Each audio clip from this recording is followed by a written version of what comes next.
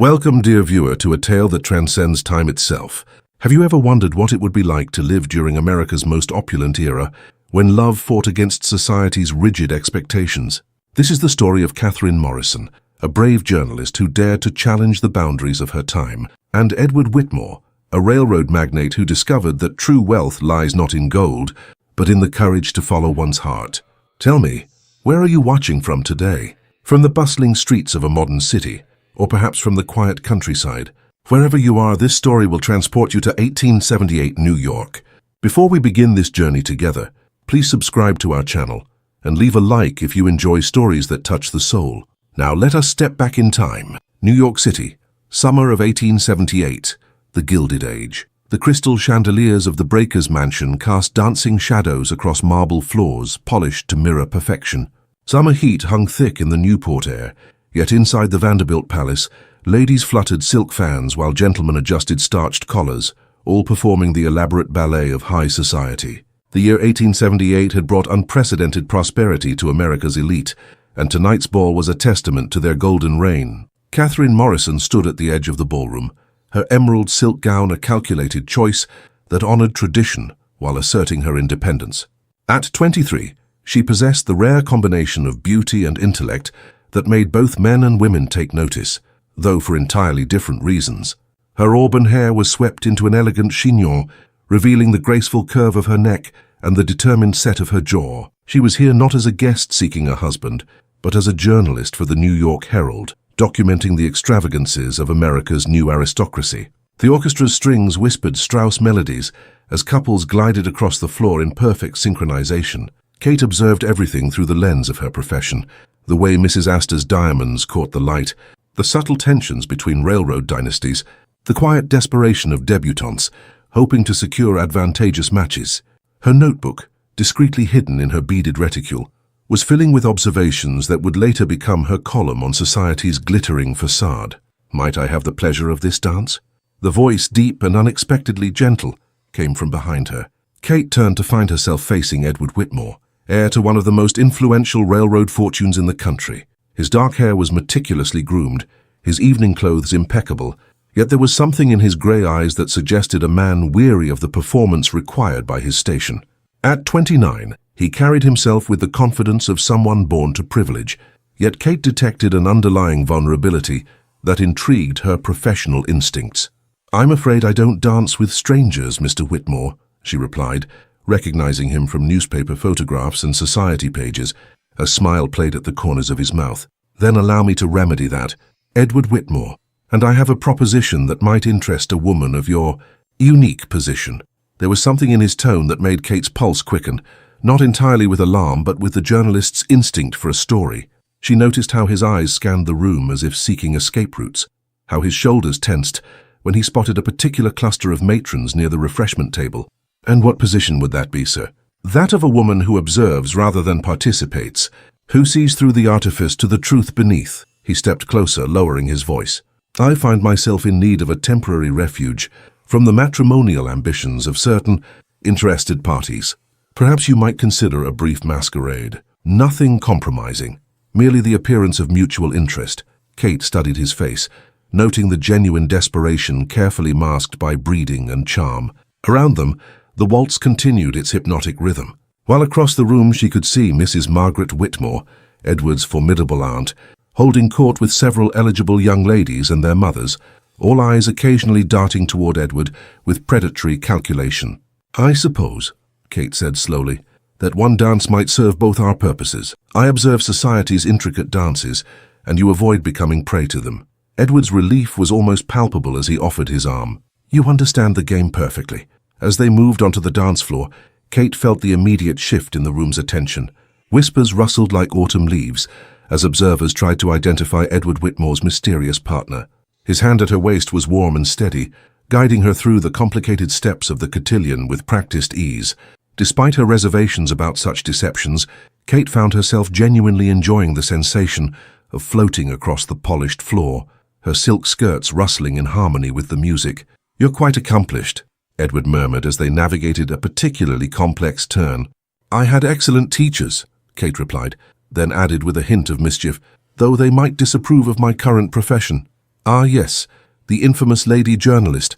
I confess I've read your articles on the railroad expansion.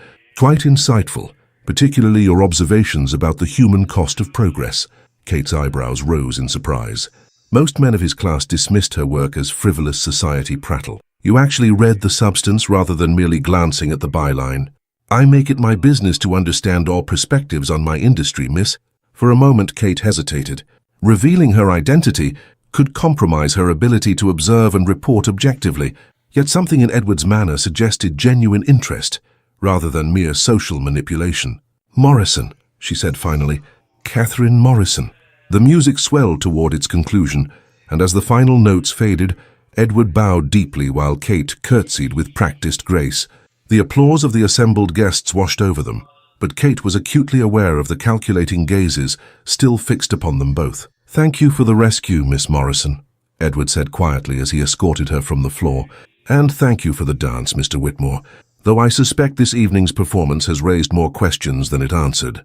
Before Edward could respond, Kate melted back into the crowd with the skill of someone accustomed to observing from the margins. She collected her wrap and made her excuses to her hostess, leaving through the servants' entrance to avoid further scrutiny. As her hired carriage rolled away from the breakers, she found herself touching her waist, where Edward's hand had rested, wondering if she had just witnessed the beginning of something far more complex than a simple society masquerade. Behind the mansion's glowing windows, Edward watched the last of the carriages disappear into the night, his aunt's pointed questions about his mysterious partner echoing in his ears. He had the distinct feeling that Catherine Morrison was about to complicate his carefully ordered life in ways he couldn't yet imagine. The morning rain drummed against the tall windows of Delmonico's restaurant as Catherine Morrison reviewed her notes from the previous evening's ball. The elegant dining room, with its plush red velvet banquettes and gilded moldings, provided the perfect atmosphere for conducting business while maintaining the appearance of a social call. She had chosen a table positioned to observe the room's comings and goings, a habit developed through years of gathering information for her articles. The week since the Newport ball had passed quietly, filled with her usual routine of interviews with society matrons, visits to charity events, and the careful crafting of articles that revealed just enough of the truth to satisfy her editors, while avoiding the kind of scandal that could close doors permanently. She had almost convinced herself that her encounter with Edward Whitmore was merely an amusing footnote to an otherwise routine assignment. Miss Morrison, Kate looked up from her coffee to find Edward standing beside her table, hat in hand, looking both determined and slightly uncomfortable. He was impeccably dressed in a charcoal morning coat with a burgundy silk vest, but there was a tension in his posture that suggested this was not a casual social call. Mr. Whitmore, she acknowledged, setting down her pen. This is unexpected. May I? He gestured toward the empty chair across from her. Kate nodded, studying his face as he settled himself with the careful precision of a man accustomed to being observed. The maitre d'hotel appeared instantly, recognizing Edward as one of the restaurant's most valued patrons, but Edward waved him away with a distracted gesture. I hope you'll forgive the informality of this meeting, Edward began, his fingers adjusting the gold watch chain across his vest, a nervous habit Kate filed away for future reference. I found myself in need of continuing our conversation from Newport, and I took the liberty of making inquiries about your usual haunts. Inquiries? Kate's eyebrows rose. How thorough of you! A flush colored Edward's cheeks. Nothing improper, I assure you. Merely the sort of information one might gather through mutual acquaintances and careful observation. You frequent this establishment most Tuesday mornings, prefer the corner table for its view of both entrances, and take your coffee with cream but no sugar. Despite herself, Kate was impressed by his attention to detail. And what urgent matter requires such detective work, Mr. Whitmore? Edward leaned forward slightly, lowering his voice as a group of well-dressed matrons entered the restaurant, their voices carrying across the room in animated discussion of the previous evening's opera performance. I find myself in a rather delicate situation, Miss Morrison, one that requires the assistance of someone with your particular combination of intelligence, respectability, and, he paused, searching for the right word, discretion. Kate set down her coffee cup with deliberate precision. I'm listening. As you may have observed at Newport, my aunt has taken it upon herself to arrange my marital future with the same efficiency she once applied to organizing charity bazaars. The parade of eligible young ladies has become relentless, and I find myself in desperate need of a reprieve. And how exactly do you envision me providing this reprieve? Edward's fingers drummed silently against the white tablecloth. I propose a temporary arrangement. 3 months, perhaps 4. You would accompany me to necessary social functions, creating the impression of a serious courtship, while allowing both of us to pursue our respective interests without constant interference. Kate stared at him, momentarily speechless. The audacity of the proposal was breathtaking, yet she found herself considering its practical implications rather than dismissing it outright.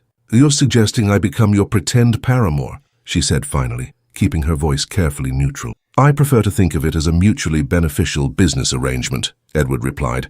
"You would gain unprecedented access to social circles that could significantly enhance your journalistic endeavors, while I would gain the breathing room necessary to expand my railroad interests without the constant distraction of matrimonial scheming." Kate noticed how his voice changed when he mentioned the railroad, becoming more animated, more genuinely enthusiastic. It was, she realized, the first time she had heard him speak of something with unguarded passion. "Tell me about this railroad expansion," she said, surprising him with the tangent. Edward's eyes lit up with an intensity that transformed his entire demeanor. "The Western Territories represent the greatest opportunity for growth this country has ever seen. We're on the verge of connecting markets that have never been linked, opening trade routes that could revolutionize commerce from coast to coast. But the investment required is enormous, and European backers are hesitant to commit without assurance of American stability and vision. And a stable personal life would provide that assurance." "Precisely. A man with a wife is seen as settled, reliable, committed to the future of the country rather than merely his own advancement." Edward's expression grew more serious. "The truth is, Miss Morrison, I assumed control of Whitmore Railroad under tragic circumstances. My father's sudden death 2 years ago left me responsible for not only the company's financial survival after the Panic of '73, but also for the livelihoods of nearly 3,000 employees and their families." For the first time since he had approached her table, Kate heard genuine vulnerability in his voice. The weight of such responsibility at his age must be crushing, she realized, particularly when combined with society's expectations for his personal life. What would such an arrangement entail? She heard herself asking, though part of her couldn't believe she was seriously considering such an unconventional proposal. Public appearances at significant social functions, dinners, theater performances, charity events, nothing that would compromise your reputation, and nothing that would interfere with your professional obligations. In fact, I believe it would enhance them considerably. Kate considered the possibilities. Access to the inner circles of New York's most powerful families, the ability to observe their private dynamics and business dealings firsthand, the potential for stories that could establish her reputation as more than merely a society columnist. "And what compensation would you offer for these services?" she asked, her practical nature asserting itself. Edward named a sum that made Kate's pulse quicken, despite her attempts to maintain professional composure. It was more than she earned in 6 months of writing, enough to secure her independence for years to come. "There would be conditions," Kate said slowly. "I maintain complete editorial independence regarding my work, no interference with my articles or my sources, and this arrangement remains strictly professional, no expectations beyond public appearances." "Agreed," Edward replied without hesitation, "though I would ask for some discretion regarding the temporary nature of our understanding. For the arrangement to be effective, it must appear genuine to outside observers." Kate studied his face, noting the sincerity in his grey eyes and the slight tension around his mouth that suggested he was as uncertain about this proposition as she was. The rational part of her mind catalogued all the reasons why such an arrangement was dangerous to her reputation and career. But another part, the part that had driven her to pursue journalism despite her family's objections, recognized the extraordinary opportunity he was offering. 3 months, she said finally, with the understanding that either party may withdraw with 1 week's notice should circumstances change. Edward's relief was evident as he extended his hand across the table. "Agreed, Miss Morrison. I believe this arrangement will prove beneficial to us both." As Kate shook his hand, feeling the firm warmth of his grip, she wondered if she was making the wisest decision of her career or the most foolish. The rain continued its steady rhythm against the windows, and she had the strange sense that she was crossing a threshold from which there would be no easy return. "When do we begin this charade, Mr. Whitmore?" "The Metropolitan Opera is premiering Wagner's Ring Cycle Friday evening. I have a box, and the attendance will include precisely the sort of people my aunt needs to see me squiring a serious prospect." Edward's smile was both grateful and slightly mischievous. "I hope you enjoy German opera, Miss Morrison." As Edward took his leave, Kate remained at her table, staring out at the rain-soaked street and wondering what she had just agreed to. The next 3 months, she realized, were going to be far more complicated than any article she had ever written. The Metropolitan Opera House glowed like a jeweled crown against the darkening October sky as carriages deposited New York's elite beneath its grand portico. Catherine Morrison adjusted her sapphire blue silk gloves as Edward's private carriage drew to a halt, the Whitmore family crest gleaming on the door panels. She had chosen her gown carefully, a creation of midnight blue velvet with intricate beadwork that caught the gaslight, elegant enough to command respect, yet not so ostentatious as to appear nouveau riche. "Are you prepared for the performance, Miss Morrison?" Edward asked quietly, as they waited for the footman to open their door. "And I don't refer to Wagner." Kate smiled at his subtle jest. "I believe I understand my role, Mr. Whitmore, though I confess I'm curious to see how well you play yours." The past week had been spent in careful preparation for this public debut. Edward had sent flowers, tasteful arrangements of white roses and baby's breath, along with brief proper notes that could be intercepted and read by servants without causing scandal. They had taken a chaperoned drive through Central Park, maintaining appropriate distance while establishing their acquaintance in the public eye. Every gesture had been calculated to suggest a developing attachment, while remaining within the bounds of propriety. Now, as Edward handed her down from the carriage, Kate was acutely aware of the attention they commanded. Conversations paused as they passed, fans fluttered with renewed vigor, and more than one society matron leaned toward her companion to share hurried observations. Edward's hand at her elbow was steady and warm, providing unexpected comfort as they navigated the social scrutiny. The opera house's interior was magnificent, 5 tiers of red velvet and gold leaf, rising toward a painted ceiling that rivaled the grandest European theaters. The Whitmore box occupied a prime position in the first tier, offering excellent views of both the stage and the equally important social theater playing out in the opposing boxes. "Ah, Edward, there you are." Mrs. Margaret Whitmore appeared at the box entrance like a ship of war under full sail, her black silk gown adorned with enough jet beading to outfit a small boutique. Edward's aunt was a formidable woman in her 60s, who had dedicated her widowhood to managing both her own social position and her nephew's future with military precision. "Aunt Margaret," Edward rose to greet her, his smile polite but carefully controlled. "May I present Miss Catherine Morrison?" "Catherine, my aunt, Mrs. Margaret Whitmore." Kate curtsied with exactly the proper depth for the introduction, her years of observation serving her well. "Mrs. Whitmore, I'm honored to meet you. Edward has spoken of you with such affection." Margaret's sharp blue eyes assessed Kate from head to toe with the thoroughness of a horse trader evaluating stock. "Indeed! And what brings you to our acquaintance, Miss Morrison?" "I confess I don't recall your family name from the usual circles. My father is in trade," Kate replied evenly, neither apologizing for nor emphasizing their merchant-class origins. "Morrison Imports, specializing in fine Irish linens and woolens. We are hardly old money, but we're honest money." The distinction was crucial in New York society. New wealth was acceptable if earned through legitimate enterprise rather than speculation or questionable means. Margaret's expression softened slightly, though her evaluation continued. "And you write for the newspapers, I understand?" "I do. Society pieces primarily, though I occasionally venture into other subjects that interest me." Before Margaret could probe further, the orchestra began tuning their instruments, and the great curtain rose to reveal the mythic realm of Das Rheingold. As Wagner's powerful music filled the opera house, Kate found herself genuinely drawn into the drama unfolding on stage, temporarily forgetting the equally complex performance required in their box. During the first intermission, Edward guided Kate through the crush of society figures gathering in the grand foyer, making introductions with diplomatic skill. She met the wives of railroad barons, steel magnates, and shipping tycoons, women who controlled social access with the same strategic thinking their husbands applied to business. Each conversation was a careful dance of revelation and concealment, establishing her place in the hierarchy while avoiding topics that might expose the temporary nature of her arrangement with Edward. "So you're the mysterious young lady who captured our Edward's attention at Newport," remarked Mrs. Caroline Astor, the undisputed queen of New York society. Her tone was pleasant, but Kate detected the underlying assessment in her pale eyes. "I believe we captured each other's attention," Kate replied diplomatically. Mr. Whitmore is a most engaging conversationalist. Mrs. Astor's smile suggested approval of Kate's discretion. Indeed. And I understand you have insights into the railroad industry? So few young ladies concern themselves with such matters. I find the expansion westward fascinating from both an economic and human perspective, Kate said carefully. The courage required to venture into unknown territories, the vision to seek connections where none existed before, it's quite remarkable. As she spoke, Kate was aware of Edward watching her with something approaching surprise.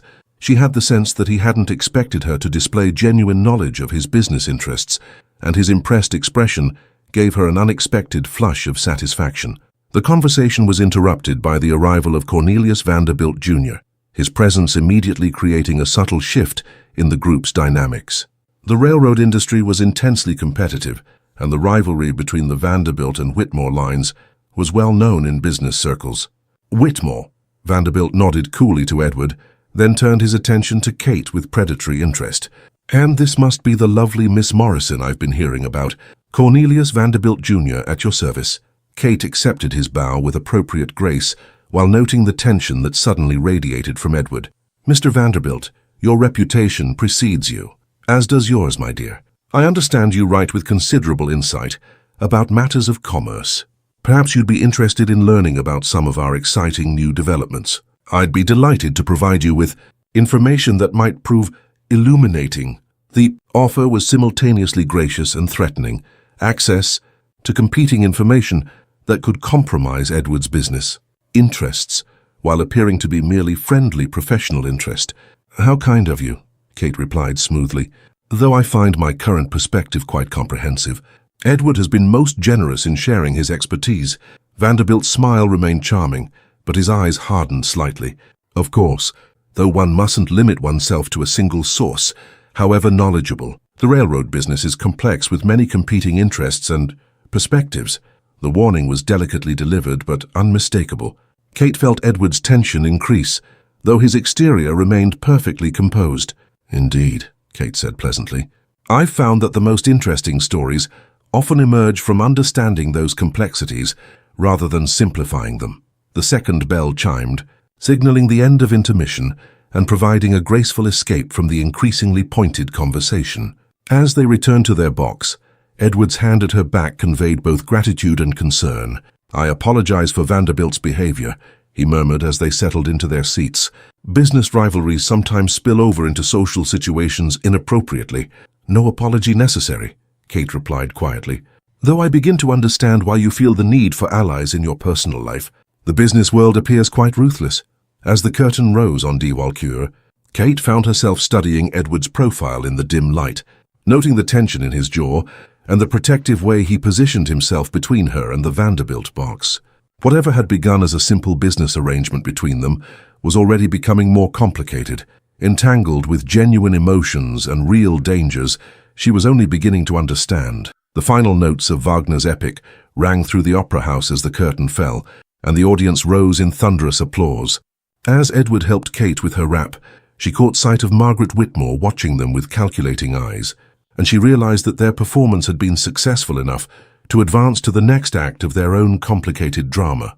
I believe, Edward said quietly as they made their way toward the exit, that this evening has achieved its intended purpose. Kate nodded, though she suspected the evening's true significance lay not in the impression they had created for others, but in the subtle shifts occurring within their own carefully maintained boundaries. As their carriage rolled through the gaslit streets toward her boarding house, she found herself wondering which performance had been more compelling, Wagner's mythic tale of gods and mortals, or the beginning of their own complex masquerade. The Steinway grand piano dominated the music room of the Whitmore mansion like a sleeping giant, its ebony surface reflecting the dancing flames from the marble fireplace.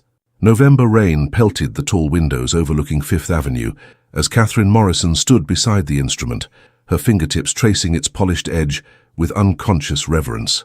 The room itself was a shrine to musical sophistication. Persian carpets muffled footsteps, velvet drapes in deep burgundy framed the windows, and oil paintings of European concert halls lined the walls. "Do you play?" Edward's voice came from the doorway, where he had been silently observing her communion with the piano. Kate started slightly, then smiled with genuine pleasure. "I did once upon a time." though I fear my skills have grown rusty from neglect. Please, Edward gestured toward the bench. I'd be honored to hear you attempt something. Kate hesitated, then settled onto the tufted velvet bench, her burgundy wool dress spreading gracefully around her. Her fingers found the keys tentatively, picking out the opening notes of Chopin's Nocturne in E-flat major. The melody emerged hesitantly at first, then gained confidence as muscle memory reasserted itself, filling the room with the composer's bittersweet harmonies. Edward moved to stand where he could see her hands on the keys, noting the way her expression softened as she lost herself in the music. There was something almost sacred about watching her play, a glimpse of the woman beneath the careful professional facade she maintained. "My mother played that piece," he said quietly when the last notes faded into silence. Kate's hands stilled on the keys. "Tell me about her." Edward moved to the window, gazing out at the rain-swept street. Eleanor Whitmore was considered one of Boston's most accomplished young ladies when my father met her. She had studied in Vienna, spoke 4 languages, and could discuss literature with the same facility she brought to mathematics. But what captured my father's heart was her playing. He said she could make the piano weep or laugh at will. "When did she die?" Kate asked gently, sensing the weight of old grief in his posture. "The cholera epidemic of 1854. I was 6. Edward's reflection in the window glass looked younger, more vulnerable. "She insisted on nursing the sick in our ward, despite my father's protests. Said that privilege carried the obligation to serve those less fortunate." Kate rose from the piano bench and joined him at the window, close enough to offer comfort without presuming intimacy. "She sounds remarkable. You must miss her terribly." "Every day," Edward admitted, "particularly when I face decisions she would have handled with such wisdom. Sometimes I play her favorite pieces, hoping to hear her guidance in the music." They stood in comfortable silence, watching carriages splash through puddles on the avenue below. The intimacy of the moment felt both natural and dangerous, a departure from their carefully maintained professional distance. "What about your mother?" Edward asked eventually. "You've never mentioned her." Kate's smile grew wistful. Bridget O'Sullivan Morrison was as Irish as the Emerald Isle itself, complete with red hair, green eyes, and a temper that could wither flowers at 20 paces. She came to New York with nothing but a fierce determination to make something of herself. "How did she meet your father?" "He was importing linens from Ireland and needed someone who could verify the quality and authenticity of the goods. Bridget had worked in the textile mills of Belfast and knew fabrics like a vintner knows wine." Kate's voice warmed with affection. "Father said he fell in love watching her examine a bolt of linen, the way her eyes lit up when she found the perfect weave, how gently she handled the fabric as if it were alive, and she approved of your unconventional career." Kate laughed, a sound full of genuine amusement. "Mother would have boxed my ears for limiting myself to writing about society parties. She believed education was the only real security a woman could possess, and she made sure I understood that my mind was my greatest asset." "She sounds formidable." She was, but also heartbreakingly tender when she thought no one was watching. Kate's expression grew distant. "She died when I was 17. Pneumonia, caught while volunteering at the immigrant hospital. Like your mother, she believed wealth brought responsibility." Edward turned from the window to study Kate's profile, noting the way candlelight caught the auburn highlights in her carefully arranged hair. "Is that why you became a journalist? To help people?" "Partly, but also because I'm naturally curious about what lies beneath the surface of things. Society presents such a polished facade, but the real stories happen in the spaces between the official version and the truth. The observation hung in the air between them, charged with implications about their own carefully constructed facade." Edward stepped closer, his voice dropping to an intimate register. "And what story do you see in the space between our official version and the truth, Miss Morrison?" Kate felt her pulse quicken at his proximity, the warmth radiating from his body, the subtle scent of his cologne mixing with the smoke from the fireplace. For a moment, the careful boundaries of their arrangement seemed as fragile as morning mist. "I see 2 people who understand the weight of responsibility, the loneliness of carrying others' expectations," she said quietly. "2 people who perhaps recognize kindred spirits in each other." Edward's hand rose to almost touch her cheek, then fell away as propriety reasserted itself. "I confess that our arrangement has become more complex than I anticipated." Before Kate could respond, the sound of the front door opening echoed through the mansion, followed by voices in the foyer. Edward stepped back quickly, running a hand through his hair to restore his composure. "Edward, are you entertaining? I saw the lights in the music room." Margaret Whitmore's voice carried authority, even when making polite inquiry. "Merely showing Miss Morrison the piano collection, Aunt Margaret," Edward replied, moving to open the music room door. Catherine was kind enough to play for me. Margaret appeared in the doorway, her sharp eyes taking in Kate's slightly flushed cheeks and Edward's defensive posture. How delightful! I do hope you'll play for us again soon, Miss Morrison. Music reveals so much about a person's character. The comment carried subtle warning that Margaret was observing and assessing every interaction between her nephew and his supposed paramour. Kate smiled politely, while noting the older woman's strategic positioning to monitor their behavior. Perhaps we should arrange an evening of music, Kate suggested diplomatically. I'd love to hear more about Mrs. Whitmore's musical preferences. As they moved toward the main hall, Edward caught Kate's arm gently. Might I call on you tomorrow? There's something I'd like to discuss privately. Kate nodded, though she wondered what new complications their deepening acquaintance might bring. As her carriage carried her through the gaslit streets toward her modest boarding house, she reflected on the evening's revelations. What had begun as a simple business arrangement was evolving into something far more complex, a genuine connection that threatened to breach all the careful boundaries they had established. The rain continued its steady rhythm against the carriage windows, and Kate found herself humming the Chopin Nocturne, her mother's voice echoing in her memory. Never settle for the surface of things, darling. The most beautiful treasures are always found in the depths. As her boarding house came into view, Kate realized she was about to discover just how deep those waters could become. The Whitmore estate in Albany rose from the banks of the Hudson River like something from a European fairy tale, its Gothic revival towers and gabled roofs softened by the golden light of late afternoon. November had painted the surrounding hills in shades of amber and crimson, and the river below reflected the sky like polished pewter. Catherine Morrison stood on the mansion's stone terrace, her dark green traveling suit a striking contrast against the limestone balustrade, watching steam rise from the water, where the autumn air met the warmer current. The journey from Manhattan had taken most of the day on Edward's private railroad car, a conveyance that spoke of understated luxury rather than ostentatious display. They had traveled in the company of Mrs. Elizabeth Whitmore, Edward's widowed sister, whose presence provided necessary propriety while allowing Kate to observe the family dynamics that shaped Edward's world. The river is magnificent at this time of year, came a cultured voice from behind her. Kate turned to find Elizabeth approaching, carrying a tea service on a silver tray. At 31, Elizabeth possessed the same dark hair and grey eyes as her brother, but where Edward often seemed burdened by responsibility, she radiated a calm competence that spoke of someone who had found peace with her circumstances. It's breathtaking, Kate agreed, accepting a delicate porcelain cup.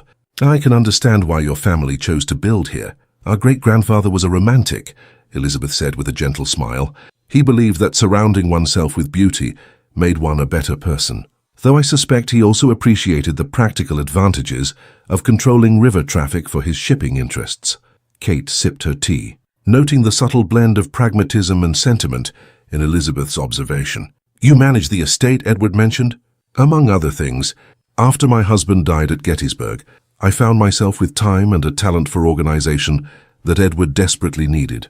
The railroad business requires constant attention, but someone must also tend to the properties, the investments, the 100 details that keep a family enterprise functioning. There was no self-pity in Elizabeth's tone, merely the matter-of-fact acceptance of someone who had turned personal tragedy into useful purpose. Kate found herself warming to this woman, who seemed to combine practical intelligence with genuine kindness. It must be rewarding work, Kate observed, most of the time. Though I confess I worry about Edward. He assumed responsibilities so young, and he takes every setback, every employee's welfare, so personally. Elizabeth's gaze found her brother's figure in the gardens below, where he was walking with the estate manager, discussing winter preparations. I sometimes think he forgets that he's entitled to personal happiness as well as professional success. The comment carried subtle inquiry about Kate's intentions, delivered with enough delicacy to avoid offense while making the concern clear. Kate chose her words carefully. He strikes me as a man who believes happiness must be earned rather than simply pursued. Precisely, which is why I'm so pleased to see him, relaxing somewhat in your company. He laughs more frequently, seems less burdened by constant calculation. Elizabeth turned to study Kate directly. I hope you don't mind my speaking plainly, but Edward has had precious little joy in his life. I'd hate to see him disappointed if your interest proves temporary. The warning was delivered with such gentle kindness that Kate felt a stab of guilt about the deception she was helping to maintain. Elizabeth clearly cared deeply for her brother's well-being, and Kate found herself wishing she could explain the true nature of their arrangement, while knowing such honesty was impossible. "I value Edward's friendship greatly," Kate said carefully, "and I would never wish to cause him pain." "Of course not. Forgive me for speaking so directly. It's just that Edward had such plans before Father died. He wanted to study engineering at Harvard, had ideas about designing more efficient rail systems, improving safety for workers. Instead, he had to abandon those dreams to save the company. After the panic of '73, Kate absorbed this information with professional interest while feeling genuine sympathy for the personal sacrifice it represented. How many of Edward's generation had been forced to set aside their aspirations for the demands of family duty? He mentioned the business difficulties briefly. Kate said, "It must have been a challenging transition." "Devastating." Edward was 27, with a young man's ideals about reforming business practices to benefit workers as well as shareholders. Instead, he found himself forced to make brutal decisions about wages and employment just to keep the company solvent. I think part of him still grieves for the man he might have been. Their conversation was interrupted by Edward's return from the gardens, his cheeks reddened by the cool air and his eyes bright with something approaching contentment. Kate felt her pulse quicken at his smile, an involuntary response that troubled her with its authenticity. "I hope Elizabeth hasn't been sharing embarrassing childhood stories," he said, joining them at the balustrade. "Only the most flattering ones," Elizabeth replied with sisterly mischief. "I was just telling Catherine about your engineering interests." Edward's expression grew wistful. "Ancient history, I'm afraid, though I confess I still find myself sketching track configurations and bridge designs in the margins of business correspondence." "Perhaps those interests aren't as ancient as you think," Kate suggested gently. "The Western expansion requires considerable engineering innovation, doesn't it?" "Indeed it does." Edward's enthusiasm broke through his customary reserve. "The challenges are extraordinary, crossing desert terrain, navigating mountain passes, bridging rivers that flood unpredictably. It requires both vision and practical problem-solving on a scale never before attempted." As he spoke, Kate saw the man Elizabeth had described, someone who found genuine excitement in technical challenges and creative solutions. The transformation in his manner was remarkable, and she realized how carefully he usually suppressed this aspect of his personality in favor of the dignified businessman persona his position required. "You should show Catherine the workshop," Elizabeth suggested. "I think she'd appreciate your mechanical innovations." Edward looked uncertain. "I wouldn't want to bore you with technical details." "On the contrary," Kate said with genuine interest, "I'd love to see what you've been working on." The workshop occupied a converted carriage house behind the main mansion, its interior filled with detailed drawings, scale models, and the tools of precision craftsmanship. Kate moved through the space with fascination, noting the careful attention to both efficiency and worker safety in Edward's designs. "This is remarkable," she said, studying a model of an improved coupling system. "You've solved the safety problem that causes so many injuries in the rail yards." Edward's face lit up with pleasure at her understanding. "Exactly. The current manual coupling requires workers to stand between cars while they're moving. It's barbaric. This design would allow coupling from the side, reducing accidents significantly." As he explained the mechanics, Kate found herself genuinely absorbed in both the technical innovation and the humanitarian motivation behind it. This was the Edward Whitmore that Elizabeth remembered. Passionate, idealistic, driven by more than mere profit. "Why haven't you implemented these improvements?" Kate asked. Edward's enthusiasm dimmed slightly. "Cost, primarily. Retrofitting existing equipment requires substantial investment, and the board is reluctant to spend money on worker safety when current methods, however dangerous, are functional and familiar. But surely the long-term savings in medical costs and litigation would justify the expense." "You'd think so. But boards of directors often focus on quarterly profits rather than long-term benefits." Edward's frustration was evident. "Sometimes I think the only way to implement real improvements would be to build an entirely new line from scratch, designed according to modern principles rather than inherited limitations." Kate heard the longing in his voice, the dream of creating something better than what already existed. She also heard the practical constraints that made such dreams difficult to pursue. As they walked back toward the mansion in the gathering dusk, Kate found herself studying Edward's profile in the lamplight spilling from the windows. The man she was discovering bore little resemblance to the reserved businessman she had first encountered. This Edward was passionate, idealistic, burdened by responsibilities but not broken by them. "Thank you for sharing your work with me," she said quietly. "I understand now why Elizabeth is so proud of you." Edward stopped walking, turning to face her in the shadow of the rose arbor.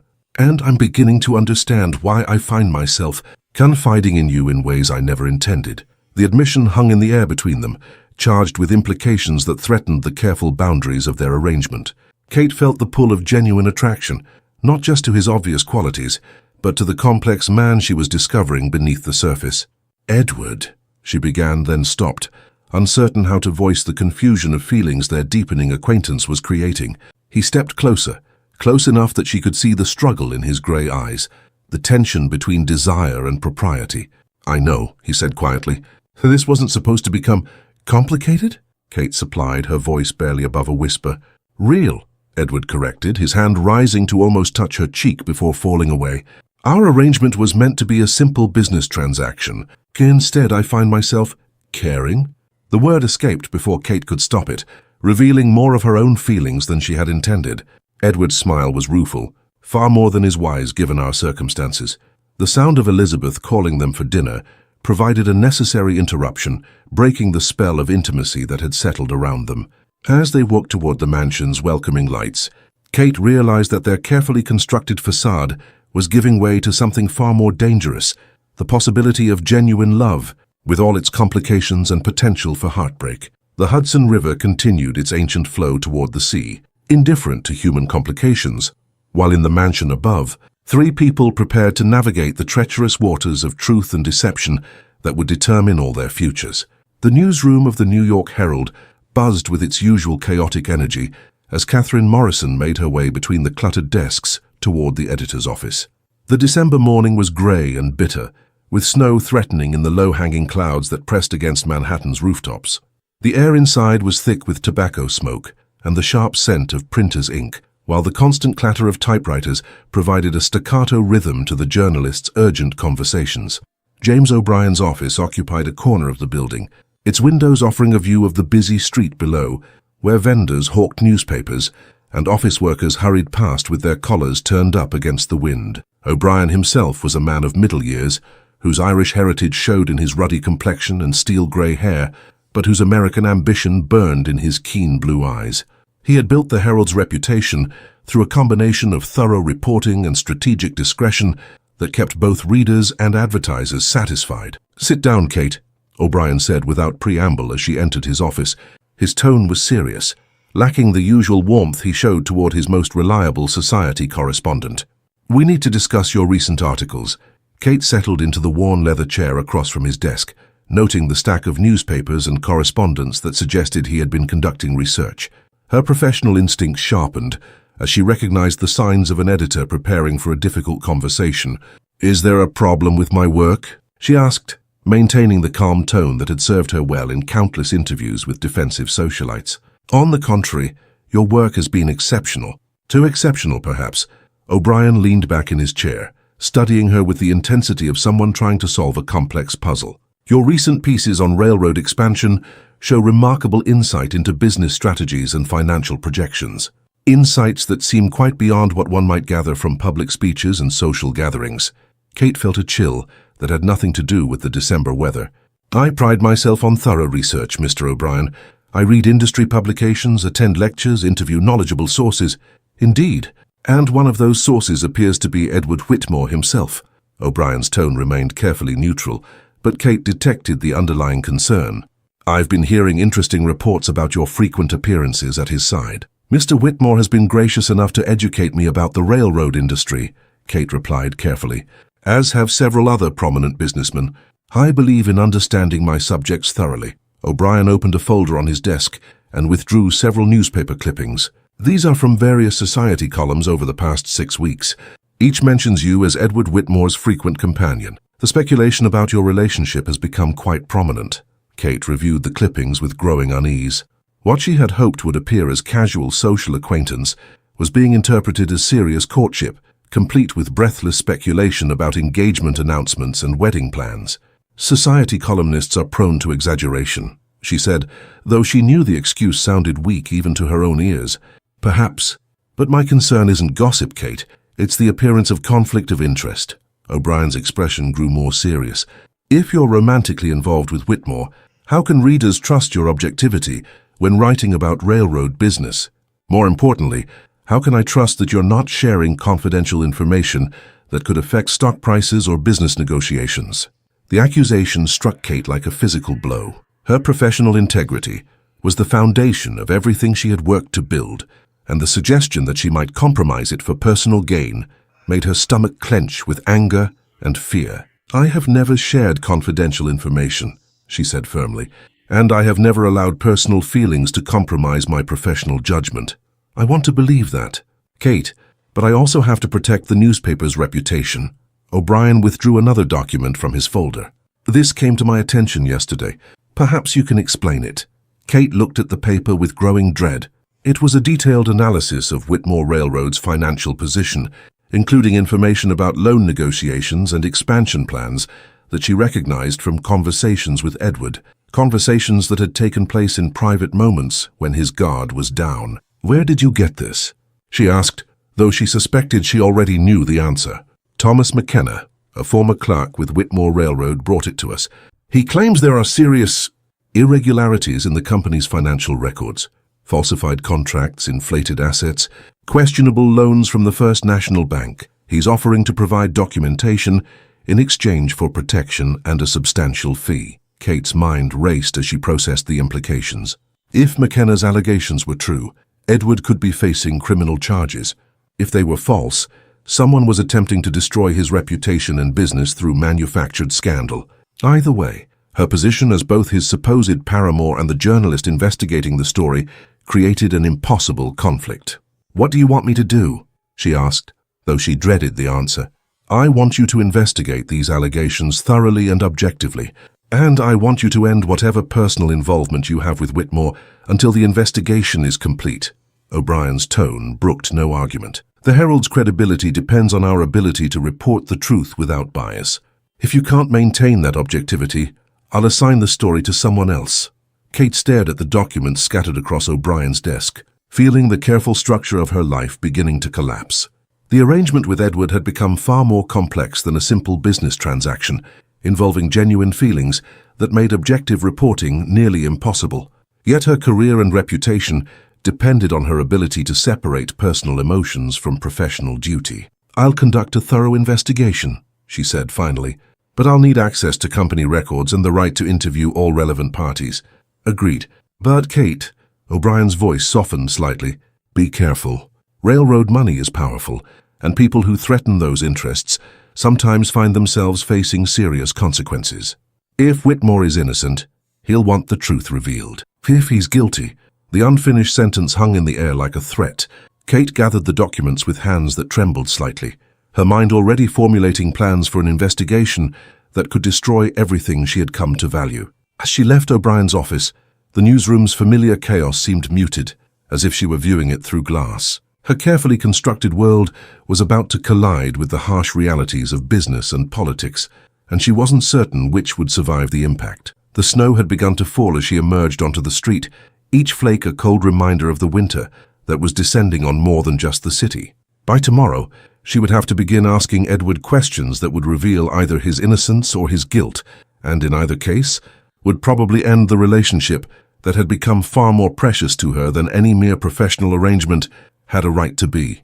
As her carriage carried her through the grey streets toward her boarding house, Kate found herself wondering if the truth was always worth the price it demanded, and whether some secrets were better left buried beneath the pristine snow that was beginning to cover the sins of the city. The Hoffman House Hotel's private dining room glowed with subdued elegance as Catherine Morrison waited for Edward's arrival, her hands folded carefully in her lap to hide their trembling. Crystal chandeliers cast warm light over mahogany furnishings and Persian carpets, creating an atmosphere of intimacy that now felt more like a trap than a refuge. The past week had been torture, maintaining their public appearances while privately agonizing over the investigation she was conducting into his business affairs. Edward arrived precisely on time, as was his habit, but Kate immediately noticed the tension in his posture and the slight shadows beneath his eyes that suggested sleepless nights. He moved with his usual grace, yet there was something guarded in his manner that made her wonder if he had somehow learned of her investigation.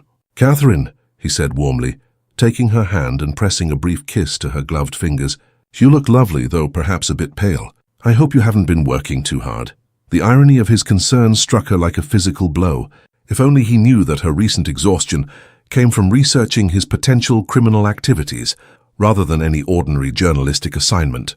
"I've been busy with a complex story," she replied, the half-truth bitter on her tongue. "But I wanted to see you. It feels like we've had so little time alone lately." Edward signaled the waiter to pour wine, his movements automatic as he studied Kate's face with the attention of someone who had learned to read nuanced communications in business negotiations. "Indeed, the past few weeks have been challenging on several fronts." His tone remained conversational, but Kate detected an undercurrent of strain. "I sometimes think the railroad business attracts more than its fair share of controversy and speculation." Kate's pulse quickened. Was he referring to her investigation? Had someone warned him that a Herald reporter was asking questions about Whitmore Railroad's financial practices? "Controversy how?" she asked carefully, sipping her wine to buy time while she formulated her approach. "Rumors, mostly. Competitors spreading doubt about our financial stability, former employees making wild accusations when their own incompetence leads to dismissal." Edward's laugh was forced. "The usual business of business, though it becomes wearing after a while." The mention of former employees made Kate's stomach clench. Thomas McKenna had been quite specific about his allegations, providing dates and document numbers that would be easy enough to verify. If Edward was dismissing him as merely an incompetent former worker, either McKenna was lying or Edward was. "What sort of accusations?" Kate asked, proud of how steady her voice remained despite the turmoil in her chest. Edward's eyes sharpened slightly, and for the first time since she had known him, Kate felt as though she were being evaluated as a potential threat, rather than welcomed as a trusted confidant. "Nothing of substance. Claims about irregular loans, falsified contracts, the usual allegations made by people who understand bookkeeping, but not the complexities of large-scale business operations." He paused, studying her reaction. "I hope such rumors haven't reached your professional circles. I'd hate for your association with me to create difficulties with your editorial responsibilities." The question was casual, but Kate heard the underlying concern. Edward was fishing for information about what she might know or suspect, which suggested he was aware that questions were being asked about his business practices. "I hear all sorts of rumors in my work," Kate replied diplomatically. "Most prove to be nothing more than gossip and speculation." "Of course, though I imagine your position as both journalist and—" He paused, seeming to search for the right word. "Friend creates occasional conflicts, when professional duty and personal loyalty pull in different directions." The comment was delivered gently, but it cut to the heart of Kate's current dilemma. Edward was acknowledging the impossible position she would face if forced to choose between reporting the truth and protecting someone she cared about. "I've always believed that the truth serves everyone's interests in the long run," Kate said quietly. "Even when it's temporarily painful." Edward nodded slowly, his grey eyes reflecting what might have been approval or resignation. "A noble philosophy. Though I confess there are times when the truth can be complex, when facts can be presented in ways that support entirely different narratives." "Are you suggesting that truth is relative, Mr. Whitmore?" The formality of his name created a subtle distance between them, and Edward noticed immediately. His expression grew more serious as he leaned forward slightly. "I'm suggesting that context matters, Catherine. That good people can make decisions that appear questionable when viewed without understanding the full circumstances that necessitated them." Kate felt as though they were engaged in an elaborate dance, each testing the other's knowledge and intentions, without making direct accusations or admissions. The conversation was both intimate and adversarial, fraught with implications that neither dared voice directly. "And what circumstances might justify questionable decisions?" she asked. Edward was quiet for a long moment, his fingers turning the stem of his wineglass with mechanical precision. When he spoke, his voice carried a weariness that made him seem older than his 29 years. "Suppose a company faced bankruptcy due to circumstances beyond its control, a financial panic that destroyed credit markets, competitors who used political connections to secure advantageous legislation, a board of directors more concerned with immediate profits than long-term stability. Suppose the only way to save thousands of jobs and honor commitments to investors was to be creative with financial presentations while working toward genuine solutions." The hypothetical scenario was clearly not hypothetical at all. and Kate realized Edward was offering her a glimpse of the pressures and compromises that might have led to the irregularities McKenna had described. It was neither a confession nor a denial, but rather an explanation of how good intentions could lead to legally questionable actions. And if such creativity were discovered, Kate asked softly, then the man responsible would face the consequences of his choices, hoping that history would judge his motivations as well as his methods. Edward met her eyes directly. The question is whether those who discovered such creativity would consider the context before rendering judgment. Kate felt tears threatening and struggled to maintain her composure. Edward was essentially confessing to financial irregularities while asking for her understanding and discretion. He was trusting her with information that could destroy him, gambling that their relationship meant enough to her that she would choose loyalty over professional duty. "Edward," she began, then stopped, uncertain how to voice the conflict tearing at her heart. "I know," he said quietly. "I'm asking you to choose between your principles and your affections. It's unconscionable of me to put you in such a position." The admission hung between them like a chasm neither could cross.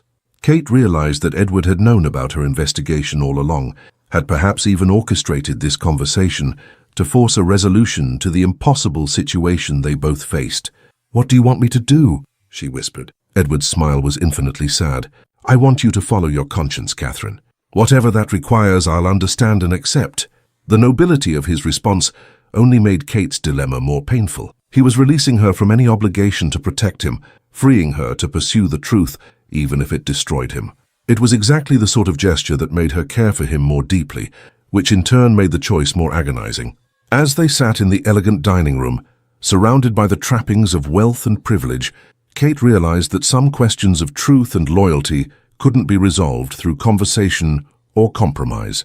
Tomorrow, she would have to decide whether to publish a story that might send the man she was falling in love with to prison or suppress information that the public had a right to know. The weight of that choice settled on her shoulders like a leaden cloak as Edward signaled for the check, both of them knowing that whatever happened next would change everything between them forever.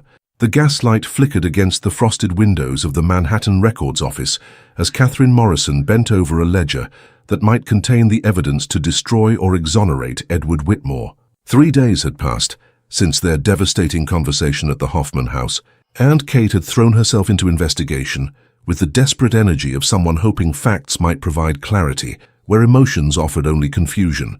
Thomas McKenna sat across from her in the cramped office, his nervous energy evident in the way he constantly adjusted his spectacles and smoothed his thinning hair. At 45, he possessed the pale complexion and ink-stained fingers of someone who had spent his life bent over account books, but his eyes held the fervor of a man convinced he was serving a righteous cause. "You see here," McKenna pointed to a series of entries with a trembling finger. "These payments to Pacific Construction are listed as legitimate expenses for track laying in Nevada territory. But if you compare the dates with the actual construction reports," he withdrew another document from his leather satchel, "the payments preceded the work by nearly 6 months." Kate studied the discrepancies with growing unease. The evidence was damning, clear indication that money had been moved to create the appearance of legitimate expenses while actually serving other purposes. Yet something about McKenna's presentation troubled her professional instincts. "How did you gain access to these construction reports?" she asked carefully. McKenna's eyes shifted slightly. "I maintained contacts within the company after my departure, people who share my concerns about irregular practices. And why did you leave Whitmore Railroad's employment?" "Philosophical differences about financial transparency," McKenna replied, though his tone suggested there might be more to the story. Kate made careful notes while continuing to study the documents. The evidence appeared solid, yet years of journalism had taught her to examine not just what was presented, but what might be missing from the narrative.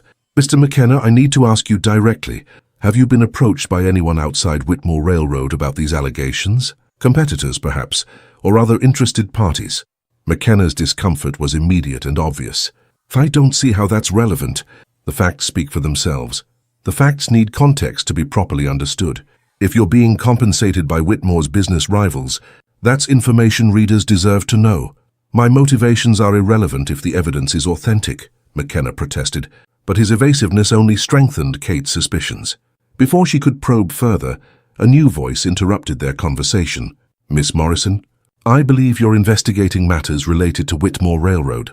Kate turned to find a man of perhaps 50 years standing in the office doorway, his expensive clothing and confident bearing marking him as someone accustomed to authority. His appearance was distinguished: silver hair, keen blue eyes, and features that suggested both intelligence and ruthlessness. "I am, and you are, William Hayes, Vice President of Operations for Whitmore Railroad. I understand Mr. McKenna has been sharing certain allegations with you." McKenna's face had gone white at Hayes's appearance, and Kate noticed how he began gathering his documents with obvious haste. "Mr. McKenna was providing background information for a story," Kate said carefully, her journalistic instincts alert to the tension suddenly filling the small office. "I see.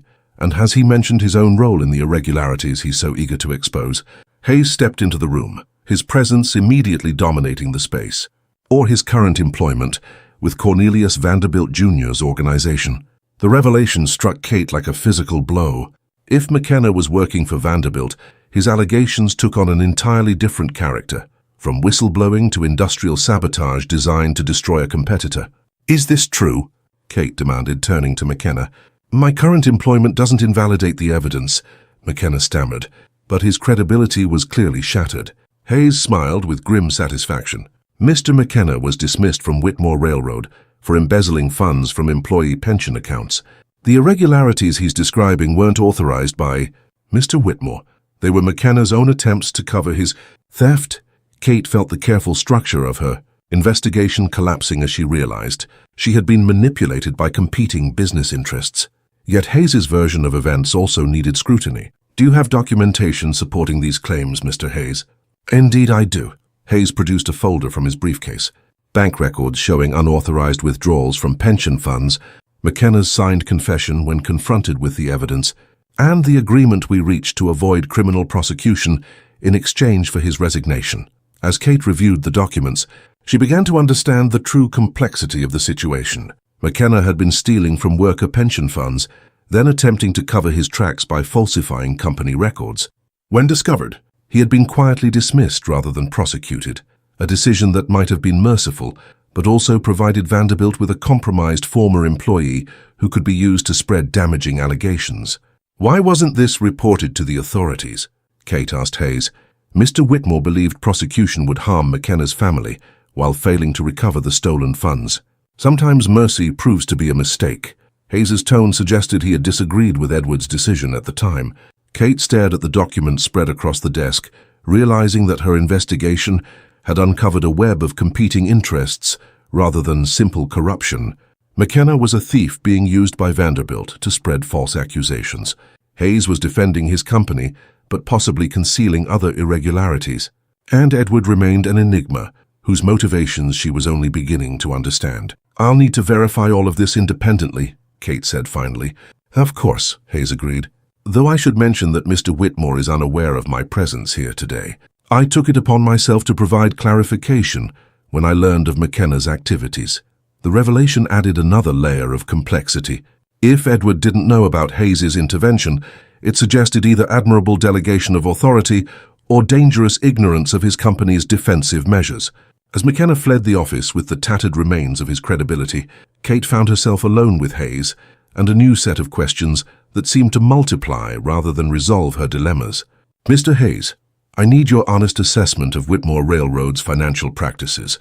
Are there irregularities beyond McKenna's embezzlement?" Hayes studied her for a long moment before responding. "Miss Morrison, the railroad business operates in a complex environment of government contracts, competitive pressures, and financial requirements that don't always fit neatly into standard accounting practices. Mr. Whitmore is an honest man, trying to build something worthwhile in a dishonest world." It was, Kate realized, neither confirmation nor denial, but rather an acknowledgement that truth in business was rarely as simple as right versus wrong. As she gathered her notes and prepared to leave the records office, she understood that her investigation had revealed not corruption, but the impossible moral compromises required to survive in America's new industrial economy. The gaslight continued its steady glow as Kate stepped into the December evening, carrying with her the weight of knowledge that would force her to choose not between truth and falsehood, but between competing versions of a truth too complex for any newspaper story to capture completely. Tomorrow she would have to decide which version of that truth served the greater good, and whether her personal feelings for Edward Whitmore should play any role in that decision. The morning mist rose from the Hudson River like the breath of sleeping giants as Catherine Morrison's carriage raced through the grey dawn toward Weehawken Palisades. Her heart hammered against her ribs with each jolt of the wheels over rutted roads. While her mind reeled with the implications of the message she had received less than an hour earlier, Edward Whitmore was about to engage in a duel with William Hayes, and she might be the only person positioned to prevent a tragedy that would destroy multiple lives. The message had come through Elizabeth Whitmore's private courier, delivered to Kate's boarding house with urgent discretion. Elizabeth's hastily scrawled note explained that Hayes had challenged Edward after discovering his own embezzlement of company funds had been exposed, and that Edward, bound by honor and legal necessity, had accepted the challenge rather than face accusations of cowardice, in addition to the business difficulties Hayes's theft had created. Kate pressed her face to the carriage window, straining to see through the early morning fog that shrouded the New Jersey riverbank. Somewhere ahead, two men were preparing to settle their dispute with pistols in a ritual that belonged to an earlier, more barbaric age, yet one that still held terrible power over men's concepts of honor and reputation. The irony was bitter. Her investigation had led to Hayes's exposure as the true embezzler, vindicating Edward of McKenna's false accusations. But Hayes, faced with inevitable criminal prosecution and social disgrace, had chosen to drag Edward into a confrontation that could result in death or scandal regardless of the outcome. If Edward was killed, Hayes would face murder charges but would have his revenge. If Hayes died, Edward would be branded a killer despite his innocence of the original financial crimes. Kate's carriage rounded a bend in the river road, and she caught sight of two small groups of men gathered on a flat stretch of ground near the water's edge. Even at this distance, she could identify Edward by his tall, straight posture and the dark coat he had worn to their last meeting. The sight of him standing calmly while others made preparations for potential violence sent a stab of terror through her chest. "Stop here," she called to her driver, not wanting the carriage's approach to distract the participants at a crucial moment. Kate gathered her skirts and ran across the uneven ground, her boots slipping on frost-slicked grass as she approached the scene. Dr. Harrison Wells, Edward's physician, stood with a leather medical bag at his feet, his face grave with the knowledge of what wounds dueling pistols could inflict. Nearby, Hayes's second checked the loading of two ornate firearms, while Hayes himself paced nervously, his earlier bravado replaced by the reality of facing a man known for his skill with pistols. "Edward!" Kate called, her voice carrying across the misty field. He turned at the sound, his face registering surprise and concern at her unexpected presence.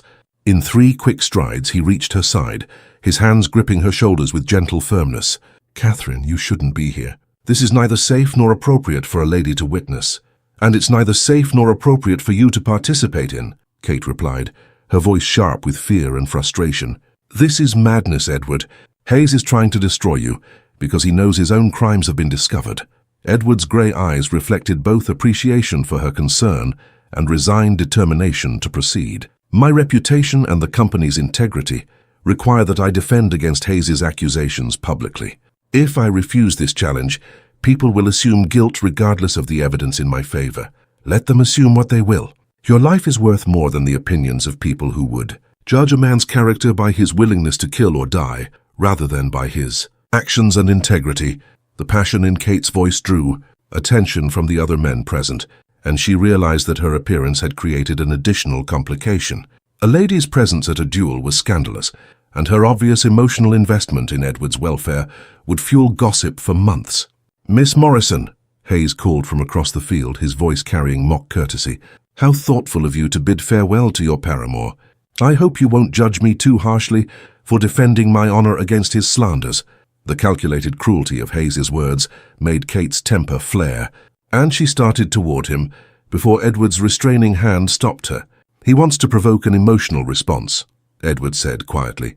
"Don't give him the satisfaction." 20 paces, announced Hayes's second, a thin man with the nervous demeanor of someone who wished he were anywhere else. "The gentleman will fire simultaneously on my signal." Kate watched in horror as Edward took his position, accepting his pistol with the calm efficiency of someone who had clearly prepared for this moment. The early morning light caught the metal of the weapon, reflecting cold gleams that seemed to echo the deadly seriousness of the situation. "Edward, please," Kate whispered, though she knew he was too far away to hear. The seconds began their count, and Kate felt time slow to an agonizing crawl. At 20 paces, the men turned to face each other, their pistols raised with steady hands despite the gravity of the moment. Hayes's face was flushed with nervous energy, while Edward remained perfectly composed, his expression reflecting neither fear nor anger, but rather a sad acceptance of necessity. "Gentlemen, are you ready?" called the timekeeper. Both men nodded, their weapons gleaming in the pale light. "Fire!" The simultaneous reports of the pistols cracked across the water like thunder, sending flocks of startled birds wheeling into the grey sky. Kate's scream caught in her throat as she saw Edward stagger, his left arm dropping to his side as crimson began to stain his white shirt. Hayes remained standing for a moment, looking down at his chest with an expression of surprise before collapsing to his knees. Kate ran toward Edward, her skirts hampering her progress across the rough ground, while Dr. Wells hurried to examine Hayes's wound. Edward was still standing, his right hand pressed against his left shoulder where Hayes's bullet had found its mark. "It's not serious," Edward said as Kate reached him, though his pale complexion suggested otherwise. "The bullet passed through cleanly." Dr. Wells's grim voice carried across the field. "Mr. Hayes has been mortally wounded." The bullet pierced his lung. Kate felt a mixture of relief that Edward would survive and horror at the realization that Hayes was dying. Whatever his crimes, he was still a human being whose life was ebbing away on the cold ground, while his family remained unaware of his fate. "We need to get you to proper medical attention," Kate said, her practical nature asserting itself despite the emotional turmoil of the moment. "Agreed," Dr. Wells confirmed, having done what he could for Hayes. "The wound needs cleaning and proper bandaging to prevent infection." As Edward leaned on Kate for support while walking toward the carriages, she realized that the duel had resolved nothing while creating new complications. Hayes's death would trigger legal investigations, newspaper coverage, and social scrutiny that would overshadow any vindication of Edward's business practices. They had won the battle for truth while potentially losing the war for public opinion. The ride back to Manhattan passed in tense silence, Edward's head resting against Kate's shoulder while she monitored his breathing and watched for signs of worsening injury. The morning that had begun with deception and financial intrigue had ended with violence and death, reminding both of them that the consequences of their entangled lives extended far beyond their personal relationship. As the carriage rolled through the awakening city, Kate held Edward close and wondered whether love could survive the weight of the secrets, lies and tragedies that seemed to follow them like shadows, threatening to destroy everything they had built together. 6 weeks had passed since the grey morning at Weehawken, and the late January sun streamed through the tall windows of Edward's Fifth Avenue mansion, casting geometric patterns across the Persian carpets and mahogany furniture. Catherine Morrison sat in the blue silk chair beside his desk, watching him work with his right hand while his left arm remained in a sling, a reminder of the morning that had changed everything between them. The intervening weeks had been a whirlwind of legal proceedings, newspaper coverage, and social speculation.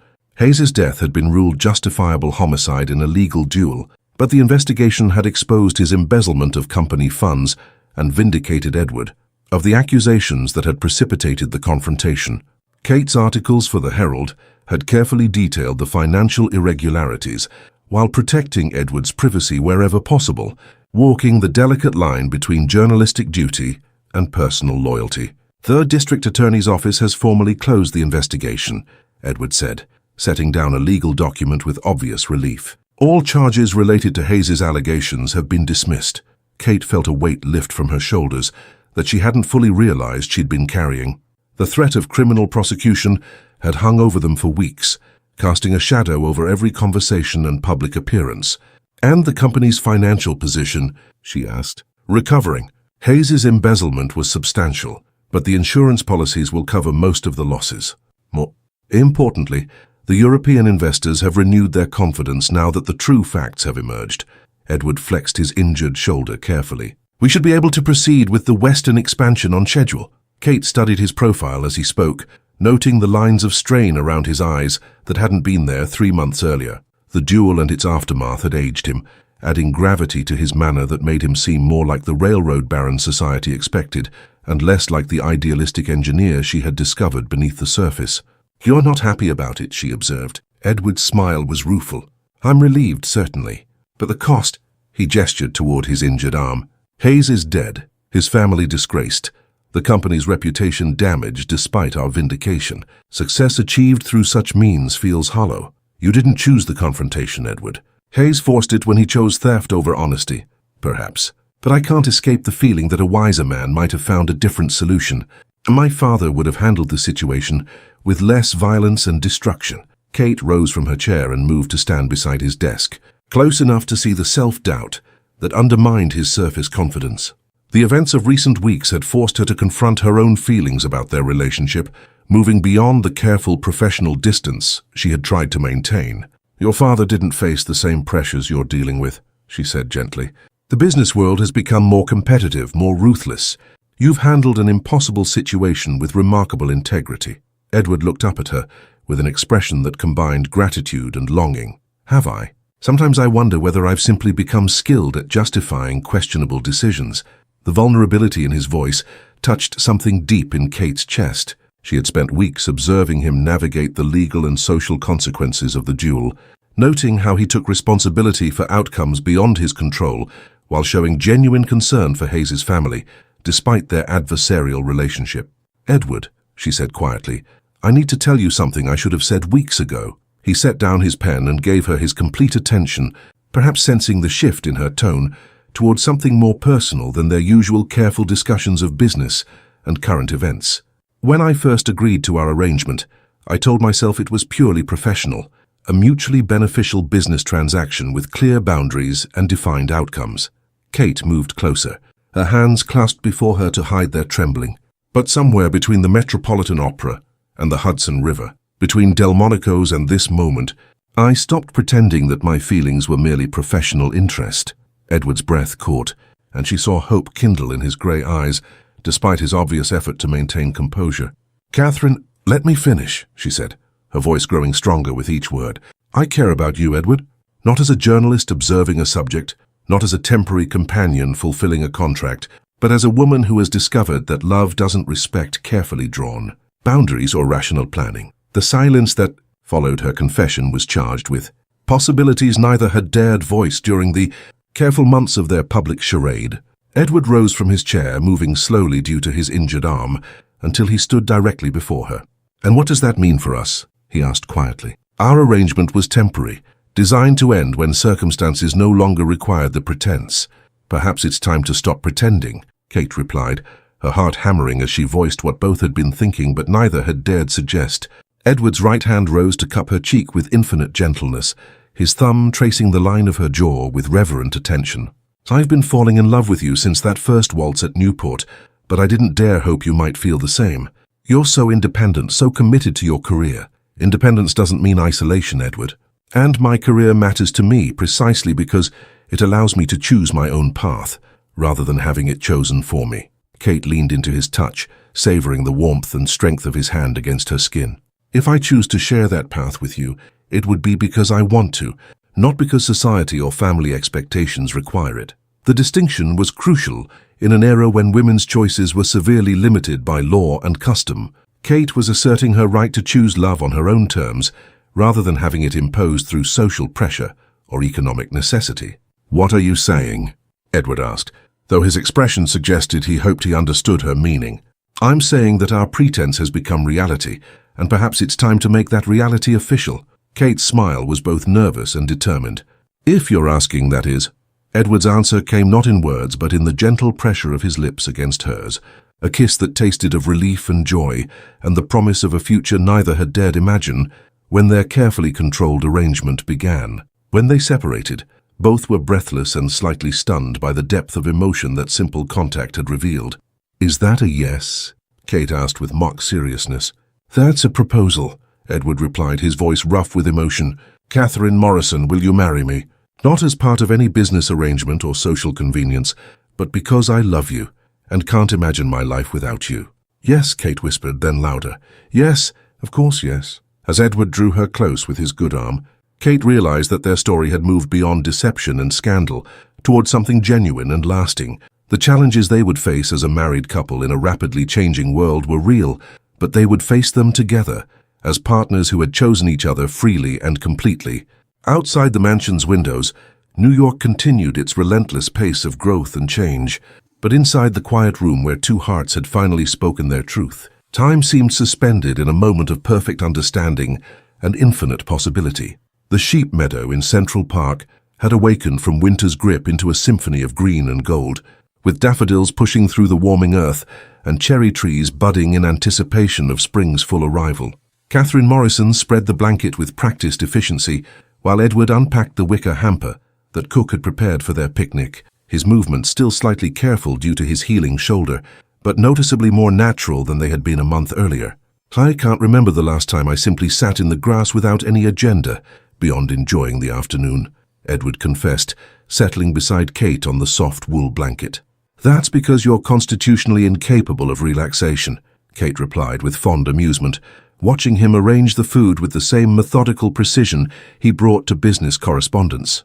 "Even this picnic is probably being catalogued in your mind as time that could be spent reviewing construction contracts or meeting with investors." Edward's laugh was rueful, but genuine. "Guilty as charged. Though I'm learning to appreciate the value of moments that exist purely for their own sake, rather than as stepping stones toward some larger goal." Kate poured lemonade from a glass pitcher, noting how the spring light brought out the silver threads in Edward's dark hair, premature marks of the stress he had carried during their complicated courtship. At 29 he was still young, but responsibility had aged him in ways that were both admirable and slightly heartbreaking. "Speaking of larger goals," Edward said, his tone shifting to something more serious, "I received an interesting letter yesterday." "From Harvard's engineering department?" Kate's eyebrows rose. "Oh? They're establishing a new program focused on railroad engineering and worker safety. The department head wondered if I might be interested in guest lecturing or perhaps endowing a scholarship program." Edward's expression mixed excitement with uncertainty. "It would mean returning to the academic interests I set aside when Father died." "That sounds wonderful," Kate said, genuinely pleased. "You light up whenever you discuss engineering problems. This could be a way to pursue those interests while still maintaining your business responsibilities. Perhaps, though it would require significant time away from day-to-day company operations." Edward studied Kate's face carefully. "I wanted to discuss it with you before making any commitments. Such a program would affect our future plans as well as my present obligations." The casual reference to their shared future sent a warm flutter through Kate's chest. Their engagement had been announced in the society pages 2 weeks earlier, generating the expected flurry of congratulation calls, dinner invitations, and detailed speculation about wedding plans. Yet this quiet moment in the spring sunshine felt more genuinely romantic than any of the elaborate social celebrations. "I think you should pursue it," Kate said firmly. "You have knowledge and perspectives that could benefit students and the entire industry. Besides," she added with a mischievous smile, "I find the prospect of being married to a Harvard lecturer rather appealing." Edward's response was interrupted by the arrival of an expensively dressed couple walking along the nearby path. Kate recognized them as Mr. and Mrs. Harrison Pemberton, prominent members of New York society, whose approval carried significant social weight. "Edward, how delightful to see you looking so well," Mrs. Pemberton called, approaching their blanket, with the confident bearing of someone accustomed to inserting herself into any situation that caught her interest. Edward rose politely to greet them, helping Kate to her feet with his good arm. "Mr. and Mrs. Pemberton, what a pleasant surprise.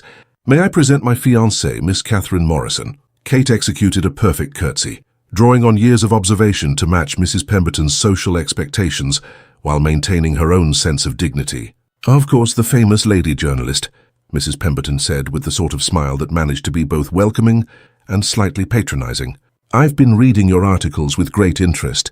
So unusual for a woman to understand business matters with such sophistication." "Thank you," Kate replied evenly. "I find that business and society are more intertwined than many people realize. Understanding one requires knowledge of the other." Mr. Pemberton, a man of perhaps 60 with shrewd eyes and carefully groomed whiskers, stepped forward with obvious interest. "Indeed, and I understand you're writing a book about American society. My wife mentioned hearing something about it at Mrs. Astor's luncheon." Kate exchanged a quick glance with Edward. Her book project was still in early stages, but word had apparently begun circulating through society circles, with the efficiency typical of important gossip. "I'm in the research phase currently," Kate said carefully, "examining how America's rapid industrial growth has shaped social customs and expectations." "Fascinating," Mrs. Pemberton declared. "So I do hope you'll be kind to us old families who are still learning to navigate these changing times." The comment carried subtle warning that Kate's treatment of established society would be carefully monitored and judged. It was a reminder that despite her engagement to Edward, she remained an outsider whose acceptance depended on her willingness to observe certain unwritten rules about discretion and deference. "I believe American society is creating something entirely new," Kate replied diplomatically. "Neither European aristocracy nor frontier democracy, but a unique synthesis that reflects our particular history and values." Her response seemed to satisfy the Pembertons, who made polite conversation for several more minutes before continuing their walk. As they departed, Kate noticed Mrs. Pemberton's quick, calculating glance back toward their picnic blanket, the sort of look that suggested their conversation would be repeated and analyzed at the next social gathering. "That went well," Edward observed as they settled back on their blanket, "though I suspect our engagement to Mary will be dissected in drawing rooms across Manhattan before evening." "Let them dissect," Kate said with more confidence than she felt. "We know the truth of our feelings, and that's what matters." Edward reached into the picnic hamper and withdrew a small velvet box that made Kate's heart skip, despite her attempt to maintain composure. "Speaking of the truth of our feelings," he opened the box to reveal a ring that took Kate's breath away, not with ostentatious size or flashy design, but with perfect elegance. The central diamond was substantial but tasteful, surrounded by smaller stones, set in delicate platinum filigree that caught the afternoon light like captured stars. "Catherine Morrison," Edward said formally, though his voice shook slightly with emotion, "will you do me the honor of becoming my wife? Not as part of any arrangement or social convenience, but because I love you completely and want to spend my life earning your continued affection." Kate extended her left hand with fingers that trembled despite her efforts to appear calm. As Edward slipped the ring onto her finger, she felt the weight of both the precious metal and the commitment it represented. "Yes," she whispered, then louder. "Yes, Edward Whitmore, I will marry you and love you and probably argue with you about business, ethics and social responsibilities for the next 50 years. Edward's laughter was joyous, as he drew her close for a kiss that ignored the proprieties about public displays of affection. When they separated, both were breathless and slightly giddy with the realization that their long charade had evolved into genuine partnership. "When?" Edward asked, his forehead resting against hers. "Soon," Kate replied, admiring the way her ring sparkled in the spring sunshine. "I see no reason to delay when we've already waited longer than necessary." As they packed up their picnic and prepared to return to the world of social obligations and business responsibilities, Kate felt a deep sense of contentment settle over her. Whatever challenges lay ahead, they would face them together as equals, who had chosen each other freely and completely. The spring afternoon was warm with promise, and the future stretched before them like an unwritten story waiting to be filled with love, adventure, and the endless possibilities that came with two hearts beating in perfect harmony.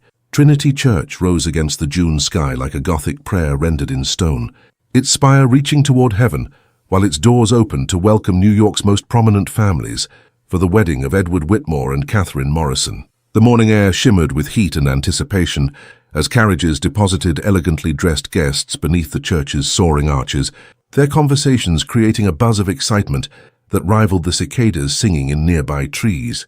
Catherine stood before the full-length mirror in the church's bridal chamber, her wedding gown a masterpiece of ivory silk and Alençon lace that had required 3 fittings to achieve perfect elegance without ostentation. The dress reflected her personality, sophisticated and beautiful, but not so elaborate as to suggest she was trying to prove her worthiness for such an elevated match. Her mother's pearl necklace provided the perfect complement to the diamond earrings Edward had given her as a wedding gift. "You look radiant, dear," said Mrs. Elizabeth Whitmore, adjusting the final fold of Kate's cathedral-length veil. Edward's sister had taken charge of the wedding preparations with military efficiency, managing everything from floral arrangements to seating charts with the skills she had developed running the family estate. Kate smiled gratefully at Elizabeth's reflection in the mirror. "Thank you for everything, not just today's arrangements. You've made me feel welcome in ways I never expected." "Edward is my brother, but you've become my sister," Elizabeth replied simply. "That's how family works, regardless of the circumstances that bring people together." A soft knock at the chamber door announced the arrival of Kate's father, Patrick Morrison, resplendent in his finest black suit with a white rose boutonniere. At 58, he remained a handsome man whose Irish heritage showed in his red hair, now silvered at the temples, and green eyes that sparkled with paternal pride. "Are you ready, daughter?" he asked, his voice thick with emotion. though I must say you're so beautiful that I'm half tempted to lock you away rather than give you to young Whitmore." Kate laughed, kissing his cheek carefully to avoid disturbing her cosmetics. "I think Edward might object to that plan, Papa. Besides, you raised me to make my own choices, remember?" That I did. Though I never expected you to choose quite so well." Patrick's expression grew serious. "Your mother would be proud, Kate. Not just of the match you're making, but of the woman you've become." The mention of her mother brought tears to Kate's eyes, though she blinked them back to preserve her appearance. Bridget Morrison's absence was the one shadow on an otherwise perfect day, a reminder that joy and sorrow often intertwined in ways that made life both precious and poignant. The church bells began their joyous pealing, signaling that the ceremony was about to begin. Elizabeth gathered Kate's train with practiced efficiency, while Patrick offered his arm with old-world gallantry. "Shall we go make an honest man of Edward Whitmore?" Patrick asked with paternal mischief. The sanctuary was filled to capacity with New York's elite, railroad barons, steel magnates, shipping dynasties, and the social arbiters who determined acceptable matches for such prominent families. Kate recognized faces from society pages and business columns as she processed down the aisle, their expressions ranging from genuine warmth to calculating assessment of this union between established wealth and ambitious journalism. But her attention was captured entirely by Edward, waiting at the altar in perfectly tailored morning dress, his grey eyes fixed on her with an expression of wonder and gratitude that made her heart race. His injured arm had healed completely, allowing him to stand with perfect posture while receiving the woman who had transformed from business arrangement to beloved partner. The ceremony itself passed in a blur of ancient words and solemn promises, with Kate and Edward speaking their vows in voices clear enough to carry throughout the sanctuary. When the minister pronounced them husband and wife, Edward's kiss was both tender and triumphant, sealing not just their marriage, but the completion of a journey that had begun with deception and arrived at absolute truth. The wedding reception at the Whitmore mansion transformed the Fifth Avenue residence into a fairy tale setting. Crystal chandeliers cast rainbow prisms across walls, draped with silk and decorated with thousands of white roses and baby's breath. A 12-piece orchestra from Vienna provided music for dancing, while staff in formal livery served champagne and delicacies that rivaled the finest European hotels. Kate moved through the receiving line with practiced grace, accepting congratulations from guests whose names read like a directory of American power and influence. The Astors expressed warm approval, the Vanderbilts offered polite good wishes despite their business rivalry with Edward, and the Carnegies engaged in animated discussion about Kate's writing projects. "Mrs. Whitmore," said Mrs. Caroline Astor, the undisputed queen of New York society, "I hope you'll continue your journalistic endeavors. It's refreshing to see a young woman with both beauty and intellect." The endorsement from Mrs. Astor was worth more than any newspaper review, effectively guaranteeing Kate's continued acceptance in the highest social circles, regardless of her unconventional career. As evening approached, Edward led Kate onto the dance floor for their first waltz as a married couple. The orchestra played Strauss's Emperor Waltz, while guests formed a circle around them, but Kate was conscious only of Edward's hand at her waist and the expression of complete contentment on his face. "Any regrets?" Edward murmured as they turned through the complicated steps. "Only that we waited so long to be honest about our feelings," Kate replied, "and perhaps that we won't have time for a proper honeymoon with all your business obligations." Edward's smile was mysterious. "About that, I've arranged for Thompson to handle daily operations for the next month. We're taking the private car to San Francisco, then sailing to Hawaii. I thought you might enjoy seeing the Western territories you've been writing about." Kate's delighted laughter drew smiles from the watching guests, who interpreted her obvious joy as the proper response of a new bride to her husband's generosity. As the evening progressed, Kate found herself reflecting on the remarkable journey that had brought her to this moment.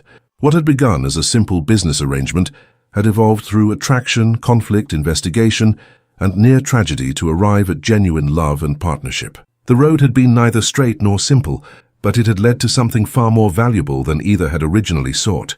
The wedding guests gradually departed into the warm June night, leaving behind a mansion filled with flowers and the lingering music of celebration. Kate and Edward stood on the terrace overlooking the garden, her train carefully arranged to avoid the stone steps, while his arm encircled her waist with possessive tenderness. "So, Mrs. Whitmore," Edward said, testing the sound of her new name, "what shall we do with our new life together?" Kate leaned against his shoulder, feeling the solid warmth of his body and the steady rhythm of his breathing. "Build something beautiful," she replied simply, "something that honors both tradition and progress, wealth and responsibility, love and truth." As fireworks began exploding over the East River, Edward's final surprise for their wedding celebration, Kate realized that their story was really just beginning. Whatever challenges lay ahead in their life together, they would face them as true partners who had learned that the deepest connections grew not from deception, but from the courage to reveal one's authentic self to another person worthy of such trust. The golden age was theirs to shape, and they would shape it together.